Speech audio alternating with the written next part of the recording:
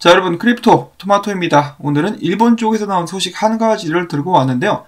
이 기분이 좋은 소식이라고 볼 수는 있을 것 같습니다만 어쩌면 또 약간은 실망하실 분들도 계실지 모르겠습니다. 이 판단은 여러분들께서 하실 수 있으면 좋을 것 같아요. 자, 최근에 유튜버 중에 Thinking Crypto라고 이제 유명한 사람 인터뷰를 자주 하는 유튜버가 있는데요.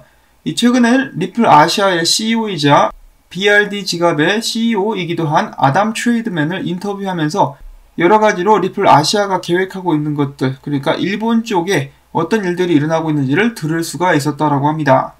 자, 하나하나 차례차례 정리를 해보자면 몇 가지 포인트가 있는데요. 자, 첫 번째 포인트로 지금 현재 리플 아시아는 ODA를 테스팅하고 있으며 올해 혹은 내년에 상용화를 시킬 것이다 라고 이야기를 했습니다. 그는 인터뷰에서 ODL은 은행 시스템의 근원적인 부분들을 바꾸는 기술로서 ODL이 돈을 움직이는 그 기술을 보고 있으면 이것은 정말 기대를 할 수 있는 그런 기술이라는 것을 알 수가 있다.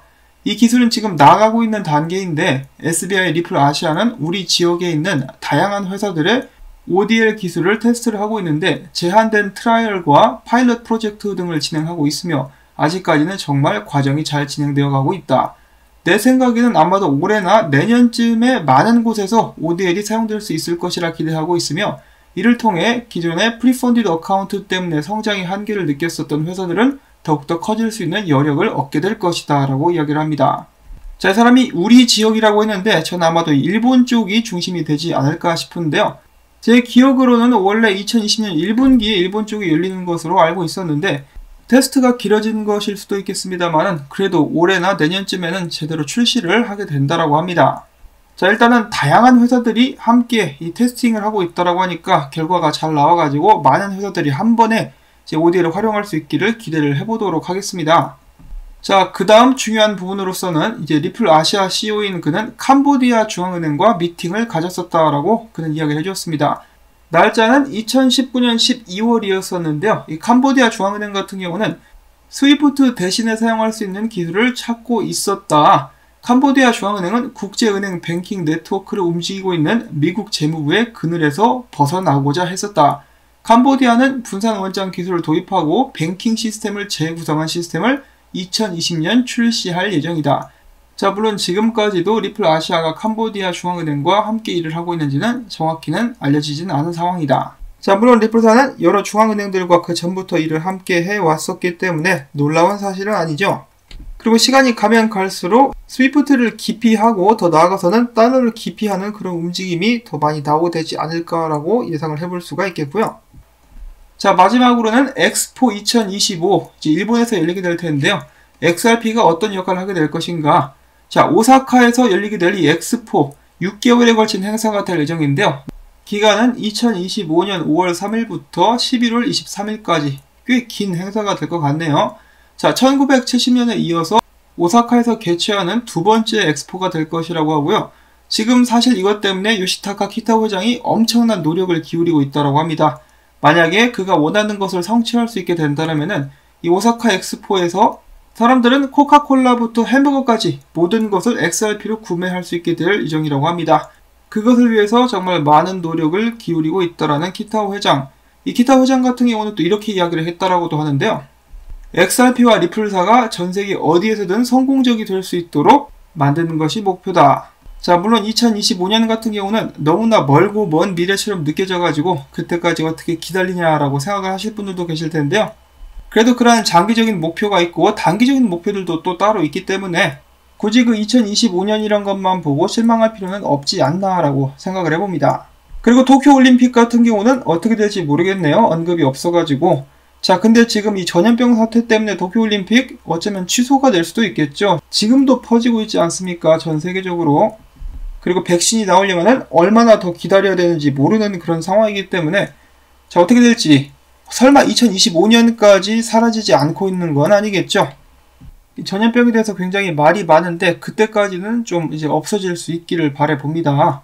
자, 아무튼 한 가지 확실한 것은 일본 쪽도 열심히 노력을 하고 있다라고 합니다. 키타오 회장도 그렇고 여기 있는 리플 아시아의 CEO도 그렇고 리플사와 XRP 발전을 위해서 열심히 노력을 하고 있는데 이제 한 가지 밑에 이제 캄보디아 중앙은행과 만났을 때 약간 불안한 점이 있다라면은 이 리플 아시아가 한 국가의 중앙은행을 스위프트 네트워크를 사용하지 않을 수 있도록 도와줌으로써 어떻게 보면은 미국의 영향력에서 벗어날 수 있도록 도와주고 있다. 미국 쪽에서는 약간 좀 껄끄러운 그런 모습이 될 수도 있겠죠. 자, 부디 미국 정부와 마찰은 없기를 바라봅니다. 자, 아무튼 나름 좀 전체적으로는 저는 기분 좋은 소식이었다라고 생각하는데 여러분들께서 각자 어떻게 느끼셨을지는 모르겠습니다. XRP도 좀 가지야라고 외쳐보면서 다음 소식 보도록 하겠는데요. 자, 어떻게 보면은 약간 씁쓸한 소식이 될 수도 있겠습니다. 자, 여러분들 이 XRP 지갑 중에 토스트 월렛이라고 들어보셨죠? 제 오픈소스 XRP 지갑으로서 2017년부터 서비스를 시작해가지고 전 세계 10만 명의 사용자를 두고 있는 그런 앱이라고 볼 수가 있겠습니다.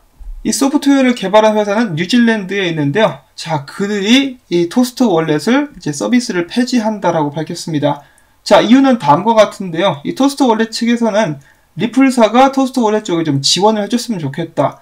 이 스프링을 통해 가지고 자금을 좀 지원해달라는 식으로 요청을 했었는데 스프링 측에서는 초반에 약간만 자금 지원을 해줬었고 이제는 그것을 멈췄기 때문에 토스트 월렛 쪽에서는 이제 좀 실망을 한 그런 상태였는데 반면에 스프링 측에서는 XRP 랩스, 위스윈드 쪽에 엄청난 투자를 해줬고 저희가 방금 전에 봤었던 BRD 지갑 있죠? 이쪽에도 엄청나게 대량의 투자를 한 것으로 알려지면서 토스트 월렛 측에서는 왜 우리만 지원 안 해주냐 이거죠. 그래서 항의의 표시로 처음에는 앱스토어에서 앱을 내렸습니다.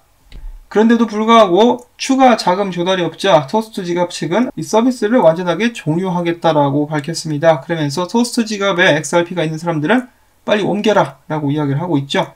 자, 그래서 이 토스트 지갑을 사용하시는 분들이 국내에 계시는지는 모르겠지만은 이 오랜 시간 동안 XRP 커뮤니티와 함께 해왔었던 이 프로젝트 사라지게 되었는데요.